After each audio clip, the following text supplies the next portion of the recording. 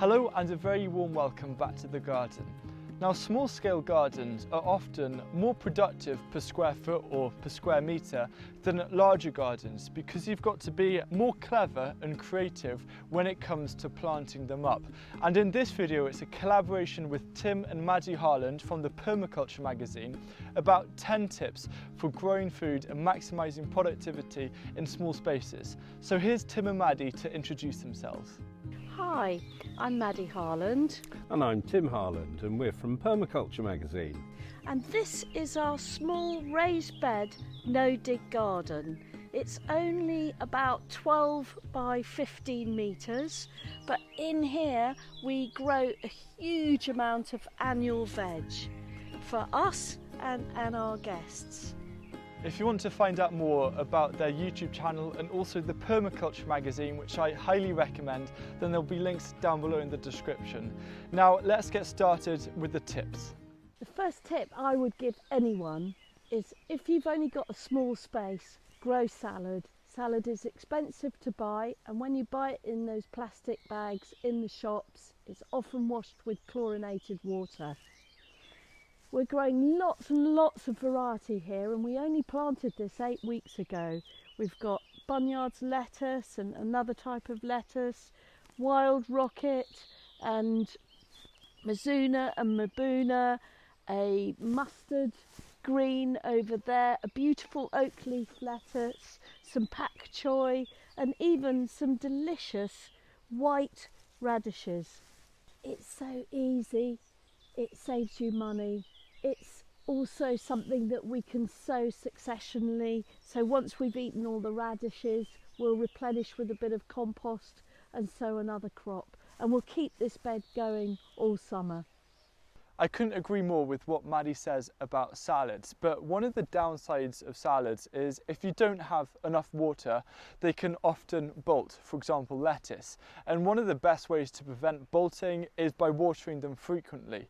Now, a great thing about small space gardens is that there are often plenty of cracks and crevices to store water containers because there might not be enough space for a water butt or an IBC tank, for example.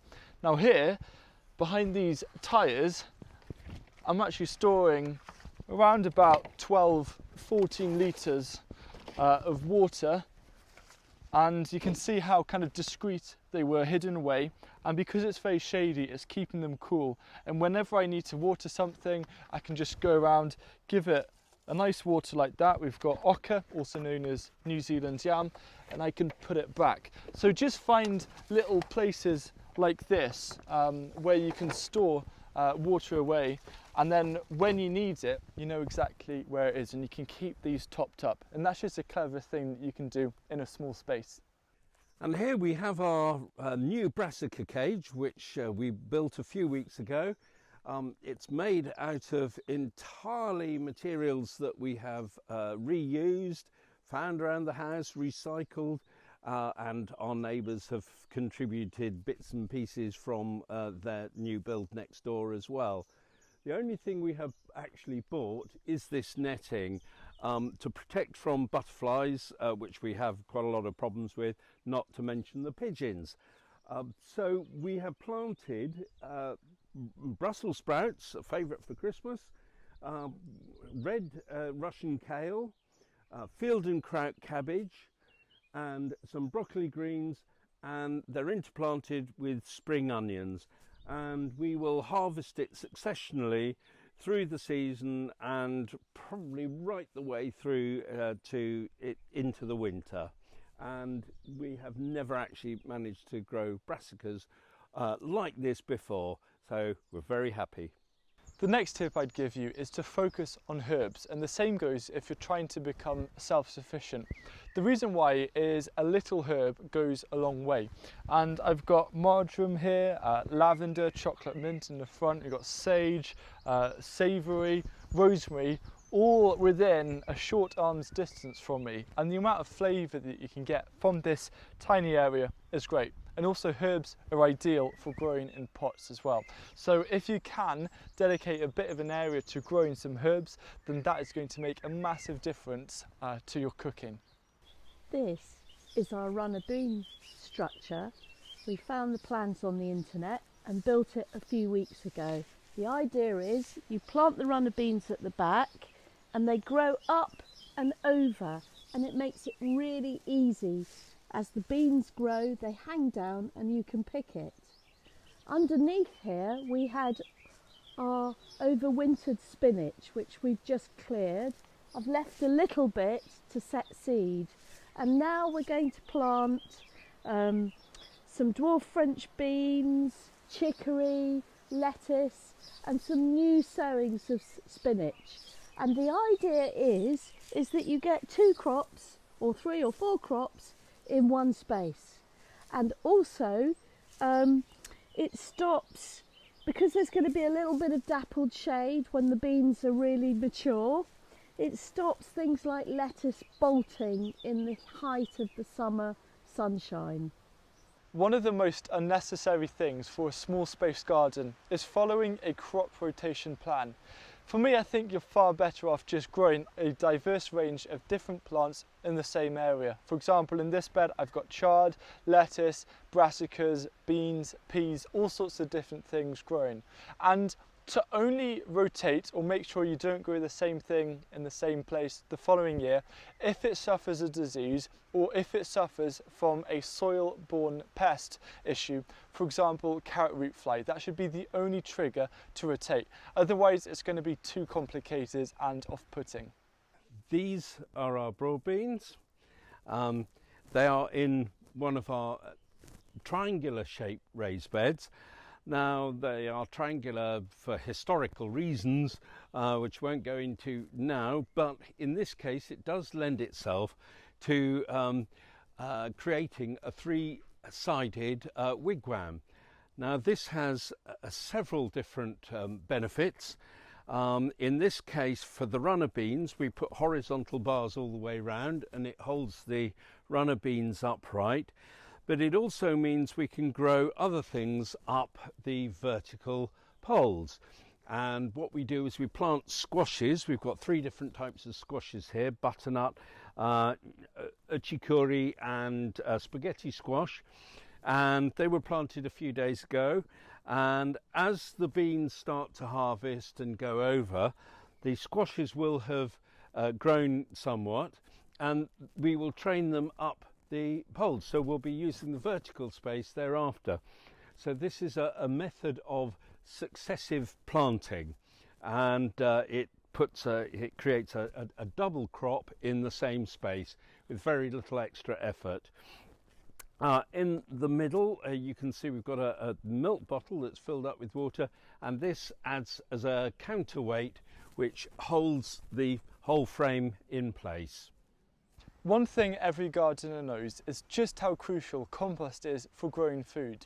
Now, firstly, if I had the choice between 2 or 3 tubs of crops, for example potatoes, over a compost bin, I'd never choose it. I'd always prioritise a compost bin.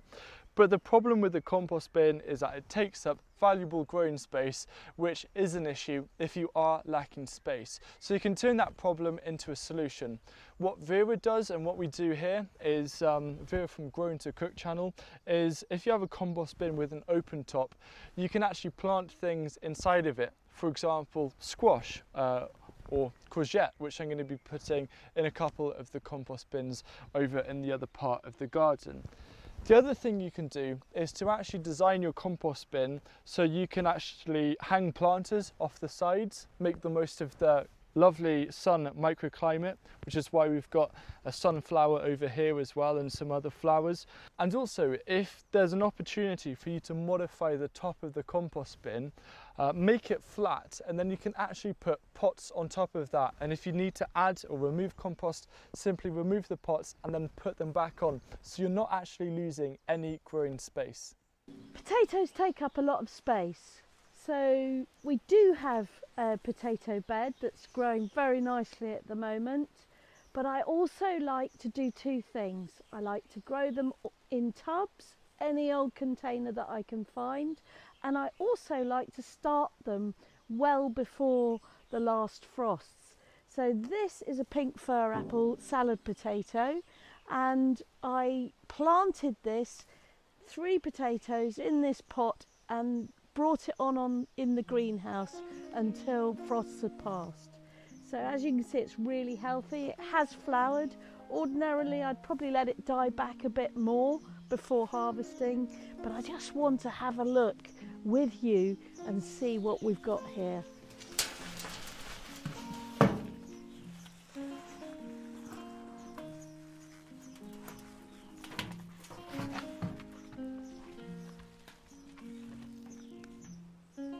Lovely little salad potatoes, just what we wanted. The biggest asset in any small space vegetable garden is the vertical space rather than the space on the ground. The reason why is because vertical gives you a lot of potential to play around with climate and with sun and creating microclimates. So here I'm growing some runner beans up this trellis, but if you have vertical space around the boundary, for example fences or something, make sure you can adapt them to grow food up them. For example, like I've done here with the trellis, I'm going to continue it along this line. And finally, at the base, create small raised beds where you can firstly grow things up like peas and runner beans, but then there's space to grow other things like flowers or herbs or anything like that.